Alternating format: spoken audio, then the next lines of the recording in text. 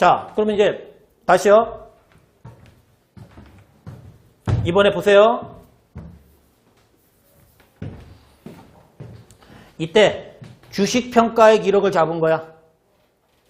계정 과목은 회계에서나 쓰는 거예요. 제가 아무 말이나 써도 세법은 상관없는 거예요.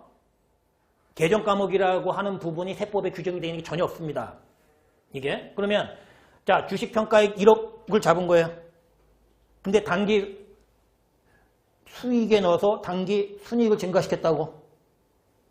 그럼 우리 주식평가액 1억은 실현이에요? 미실현이에요? 미실현이죠? 여기 이렇게 잡혀있잖아, 근데. 그럼 우린 실현된 거예요? 미실현된 거예요? 그러니까 우린 입금 항목이에요? 아니에요? 아니니까 우린 0이어야 된다는 거죠. 89 얘기했마 좀 기다렸다가. 저도 예전에 증권 쪽 일을 좀 했지만 그쪽에 이런 용어가 있어요. 버진 핸드. 손안에 든 새라는 뜻이에요. 그게 무슨 얘기냐면 제가 A라는 종목을 하나 갖고 있는데 매일같이 상한가 쳐.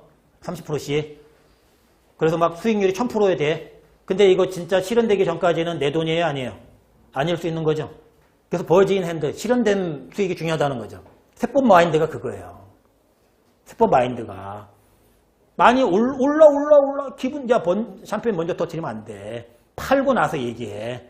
그럼 파는 것 가운데 재미 봤으면 일부 세금 내고 뭐 이런 거죠. 그쵸? 그러면 우린 입금이 아니죠? 근데 그냥 갖다 쓰면 어떻게 돼요? 1억이잖아. 그럼 어떻게 해야 돼요? 빼기 1억이 돼야 되잖아요. 이렇게. 얘가 스타트니까. 그쵸? 그러면 1억 빼기 1억은 0. 그쵸? 그러면 이번에는 보세요. 여기 1억이 잡혀있잖아.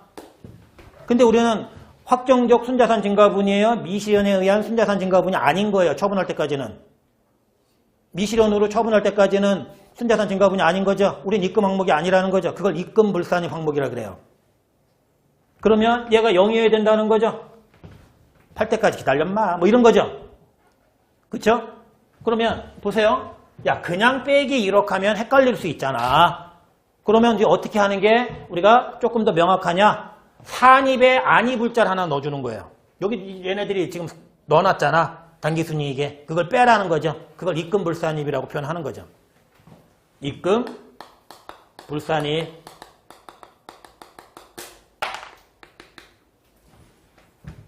자, 다시요.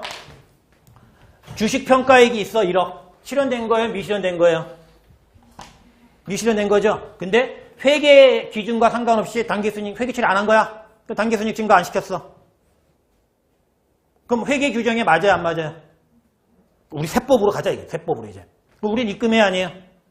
아니죠? 차이 있어요? 없어요? 그게 세무조정 없는 거죠.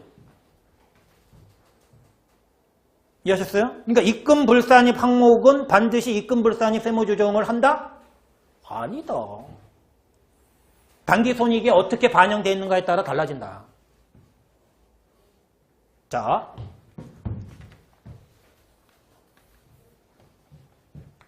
벌금으로 가보겠습니다.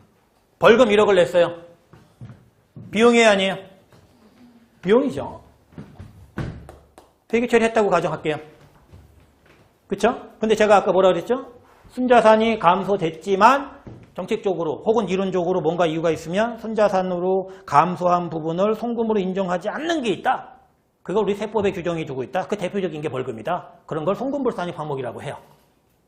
그러면 이게 여기 돼야 된다는 거죠. 야, 네 사정이야, 뭐 이런 거죠. 그렇죠? 그러면 얘가 지금 마이너스 1억이 된 거잖아요. 비용 처리했으니까. 그죠? 근데 우리는 0이어야죠. 현금 나갔다고 다 송금 아니야? 원칙적으로 송금인 거지. 그쵸? 그러면 마이너스 1억이 0이 되려면 어떻게 해줘야 돼요? 더하기 1억을 해줘야죠. 근데 여기도 더하기 있잖아. 그러니까 이거랑 뭐 구분하려고 이제 비용 불인정 그런 개념으로 손금 불산입이라고 용어를 쓰는 거예요. 손금 불산입.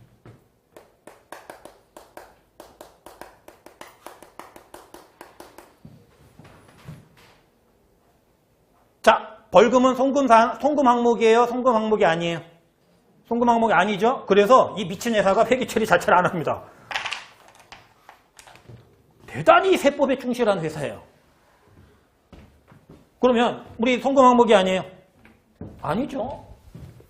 자, 당기순이 늘어나요, 안 늘어나요? 안 늘어나죠? 과감한 회계 처리를 안 해서. 과감하게. 그럼 우리 송금 항목이 아니에요? 그러니까 세무조정 없죠. 그러니까 세무조정을 하나도 없게 만들려면 완벽하게 세법에 맞게 회계 처리하면 돼. 기업회계 기준 다 무시하고. 그러면 안 돼요, 또. 이제 밖에서는 이제 절충을 하는 거죠. 그래서 외부 감사 대상이 아닌 회사들은 대부분 회계 규정에 세법 규정에 맞게끔 처리하려고 하고, 근데 외감 대상인 법인들은 전부 회계에 맞게 갔다가 다 조정하는 방식을 택하고 어쩔 수 없죠. 왜? 부적정이나 이런 거 나오면 문 닫을 수도 있단 말이에요. 그렇잖아요. 그러니까 회계도 따라하고 거기다 세법도 맞춰주고 이런 방식을 가야 되는 거죠. 그렇죠?